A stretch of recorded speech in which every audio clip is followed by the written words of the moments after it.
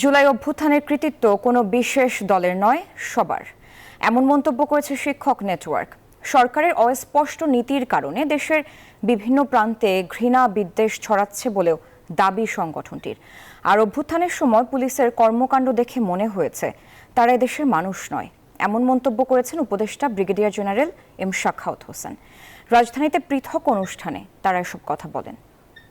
একটা সিভিলিয়ান ছেলে 7.62 হাতে নিয়ে চলে গেছে, তার মানে এই রাইফেল আর ফেরত আসে নাই। ছাত্র আন্দোলনে 7.62 মিলিমিটার রাইফেলের ব্যবহার নিয়ে স্বরাষ্ট্র মন্ত্রণালয়ের দায়িত্বে থাকাকালীনও মন্তব্য করে আলোচনায় এসেছিলেন ব্রিগেডিয়ার এম সাখাওয়াত হোসেন। এবার আওয়াজ তুললেন পুলিশ সংস্কার বিষয়ে। জানান, পুলিশকে মানুষের বন্ধু বানাতে হলে করতে হবে বাহিনীতে সংস্কার। শনিবার রাজধানীতে সেন্টার ফর গভর্নেন্স স্টাডিজ আয়োজিত গণতান্ত্রিক পুনর্গঠনের জন্য সংলাপ শীর্ষক সংলাপে পুলিশ সংস্কার নিয়ে এসব কথা বলেন তিনি। 6 জনকে দেওয়া হয়েছে যারা সংস্কারটা করবেন, তারা নিজেরাও একটা রোডম্যাপ দেবেন, কিন্তু কি কি করবেন, কবে কবে শেষ হবে সেইটার বেস করে একটা রোডম্যাপ হবে।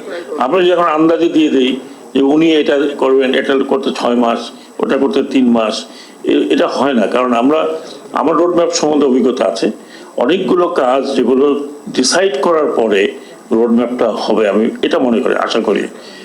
বাট ডেফিনেটলি আমি মনে করি একটা রোডম্যাপ হবে। মাত্র 2 মাস, এখনো ব্যাপারটা হলো কনসলিডেশনের ব্যাপার আছে। অনুষ্ঠানে বক্তারা বলেন, কেবল সমন্বয়কদের না হয়ে পুরো দেশের সরকার হিসেবে শক্তিশালী ভূমিকা অবতীর্ণ না হলে মানবাধিকার প্রতিষ্ঠায় ব্যর্থ হবে সরকার। আজকে যেসব আলোচনা হচ্ছে তখনও 90তেও কিন্তু আমরা আলোচনা করেছি, এবং এই যে স্বাধীন কমিশনগুলো করার কথা, এই আলোচনাই ছিল। এদিকে শনিবার সকালে ঢাকা বিশ্ববিদ্যালয়ে প্রেস কনফারেন্স করেন বিশ্ববিদ্যালয়ের শিক্ষক নেটওয়ার্কের নেতারা। বক্তারা বলেন, রাজনীতির নামে ঘৃণা বিদ্বেষ অসহিষ্ণুতা থাকা যাবে না। গত 1 দশক ধরে এই নেটওয়ার্কের মাধ্যমে বাংলাদেশের বিভিন্ন বিশ্ববিদ্যালয়ের শিক্ষকগণ লাগাতার নানা অন্যায়, নিপীড়ন ও কর্তৃত্ববাদিতার বিরুদ্ধে শক্তিশালী অবস্থান নিয়ে আসছেন। তবে আমরা বিশেষ কোনো মার্কার সরকারের পক্ষে বিপক্ষে ছিলাম না, এখনো না।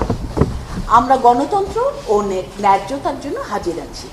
একই দিনে বিকেলে ঢাকা বিশ্ববিদ্যালয়ের ছাত্র শিক্ষক কেন্দ্রে বৈষম্য বিরোধী ছাত্র আন্দোলনের স্বাস্থ্য বিষয়ক উপকমিটির সংবাদ সম্মেলন অনুষ্ঠিত হয়। সম্মেলনে বলা হয়, এই আন্দোলনে আহত হয়েছেন 31,000-এর বেশি মানুষ। নিহতদের বেশিরভাগই তরুণ এবং দরিদ্র পরিবারের, যাদের বয়স 18 থেকে 30 বছর।